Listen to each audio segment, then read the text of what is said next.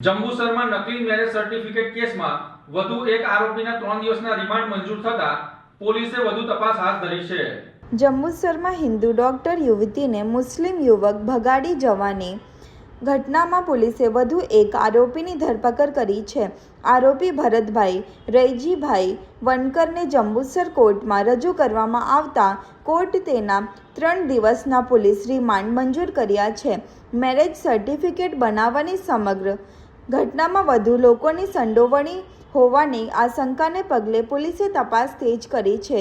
આરોપીની પૂછપરછ દરમિયાન નકલી મેરેજ સર્ટિફિકેટ બનાવવાના મામલે કોની સંડોવણી છે અને સમગ્ર ઘટનામાં અન્ય કોઈ વ્યક્તિની ભૂમિકા છે કે કેમ તે અંગે પોલીસ તપાસ કરી રહી છે। જંબુસર પોલીસ દ્વારા સમગ્ર મામલે વધુ તપાસ હાથ ધરવામાં આવી છે।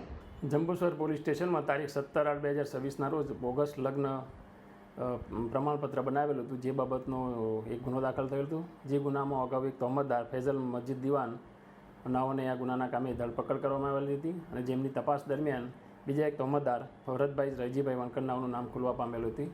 તેઓને પણ ગઈકાલે જંબુસર પોલીસે આ ગુનાના કામે અટક કરેલ છે અને એ ગુનાની તપાસ દરમિયાન આજરોજ નામદાર કોર્ટમાં રજૂ કરતાં તેમને દિન 3ના રિમાન્ડ મળેલ છે અને આ ગુનામાં હજુ પણ બીજા જે પણ વ્યક્તિઓ સંડોવાયેલ છે તેમની પણ ધરપકડ કરવામાં આવશે।